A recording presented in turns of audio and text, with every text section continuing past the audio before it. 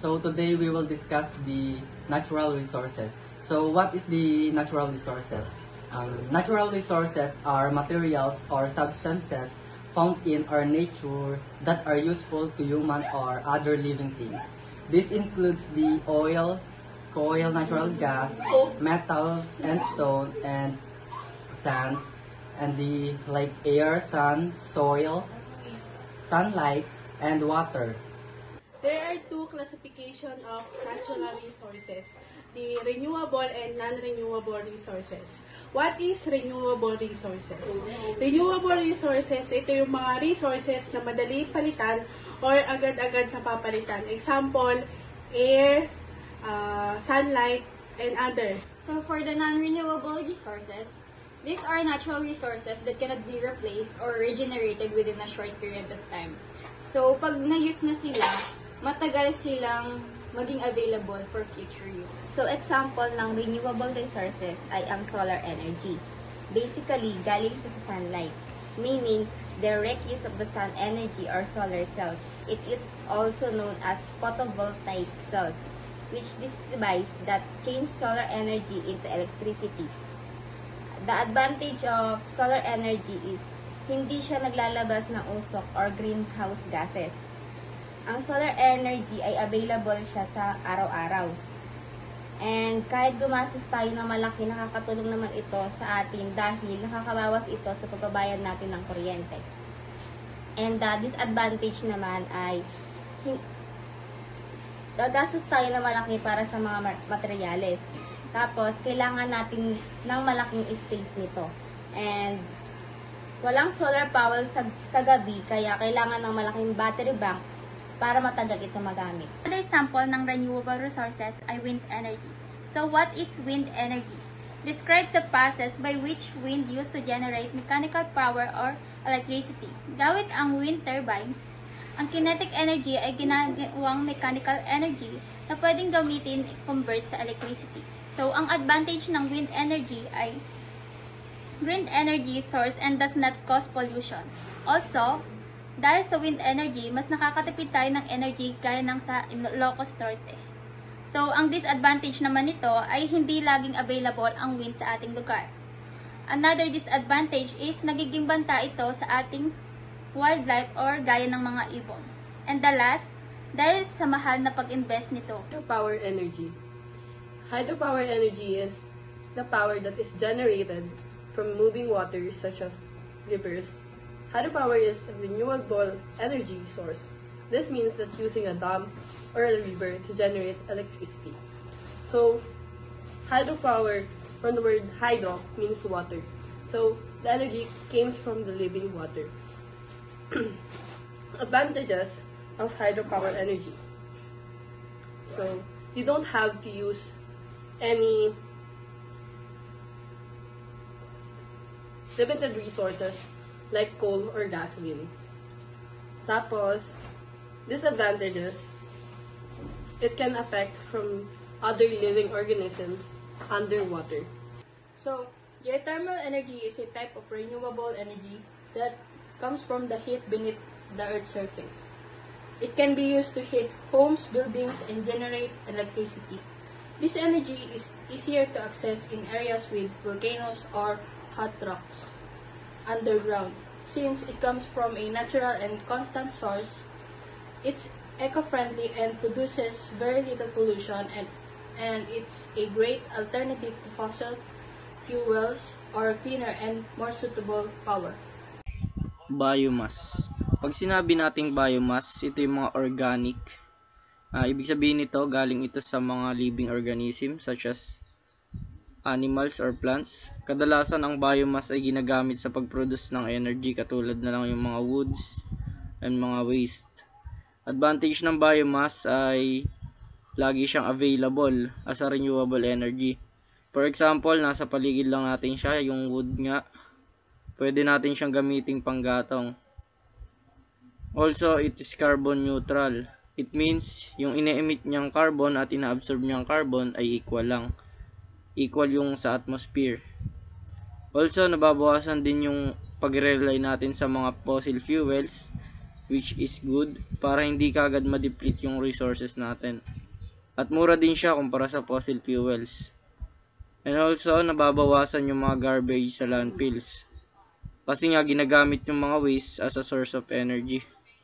Sa disadvantage naman ng biomass, hindi siya efficient kagaya ng fossil fuels. Hindi din siya entirely clean and safe sa ating atmosphere. Also, naglilid din siya sa deforestation. Kasi nga yung mga woods ay ginagamit siya as coal or panggatong. At higit sa lahat, nagre-require siya ng malaking space.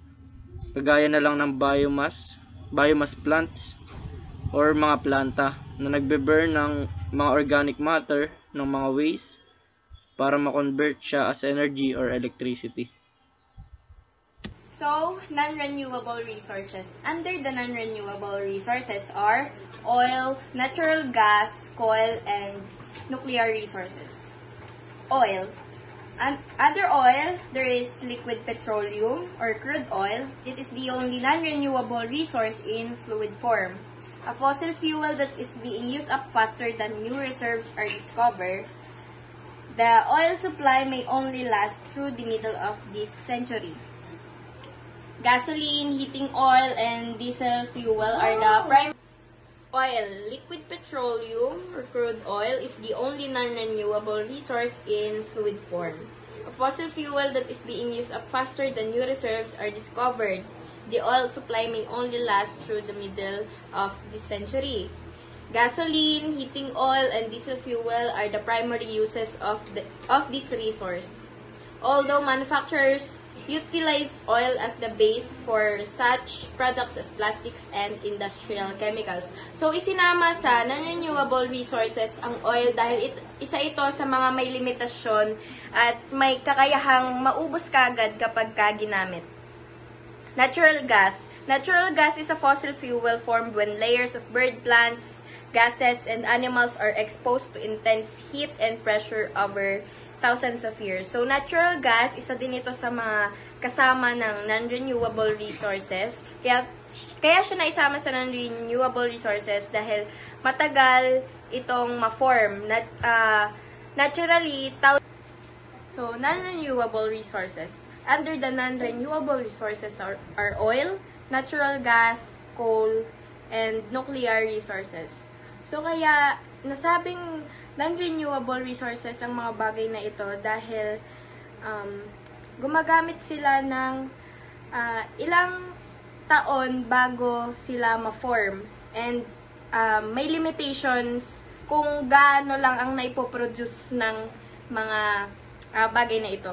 Kagaya na lang ng natural gas. Sabi dito, according to the current usage statistics and the volume of world reserves, the supply of natural gas should last another century. So, ibig sabihin dito, ilang thousands of years pa ang magaganap bago makapag-reproduce ng natural gas sa buong mundo. Next. Stop ko muna. Steps to be taken for conservation of natural resources. Use various resources only when needed. Avoid the wastage of resources. Avoid the use of material from wildlife sources. Use energy-efficient electrical appliances and use pressure cooker for cooking, which saves 75% of the LPG used in homes. Old vehicles should not be used as they are less fuel efficient and also cause pollution. Utilize renewable energy sources as much as possible. Encourage use of solar cooker, pump, and etc. We should recycle the waste and wastewater for agricultural purposes. So, yung mga steps na to na ginagawa natin para makapag-conserve ng natural resources ay nakakatulong para hindi mag-deplete kagad ang mga resources na nasa paligid natin.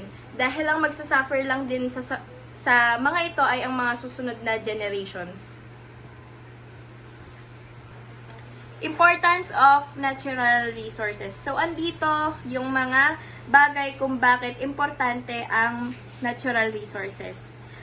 They are crucial in maintaining a balance in our ecosystem. to be able to cater to the needs of the ever-growing population. Resources serve as raw material for large-scale industries and commercial purposes. Wise consumption of non-renewable resources such as coal and petroleum. The availability of fresh water is decreasing by the day, so it is important to use water carefully, and water is used to produce electricity in dams and reservoirs. Wind energy is also used in turbines and to produce electricity, helps in the socio-economic development of a country. Solar energy is directly being used in home appliances such as solar water heaters, solar-powered ventilation fans, batteries that are charged using solar power, etc. So, sa mga sinabi ko na ito, makikita nyo naman na sobrang daming importansya ng natural resources dahil hindi lang ito dagdag sa pangangailangan ng mga tao, kundi nakakatulong din ito sa pagsisave ng mga natural resources na nasa paligid natin para hindi sila mag-deplete. Depletion of natural resources or ang pagkaubos ng ating likas na yaman. Human activity are constantly harming the environment. Tapos, ang nakaka-apekto din yun sa overpopulation kasi habang dumadami ang population sa mundo, mas marami silang kumukonsume ng ating mga likas na yaman. Narito ang mga effect or sanhi ng pagka-deplete ng ating natural resources sa Earth. Una ay sinasabi nga na overpopulation. Next ay overexploitation or yung hindi tamang paggamit ng natural resources. Next is deforestation, loss of biodiversity. Pollution has led to the contamination of resources.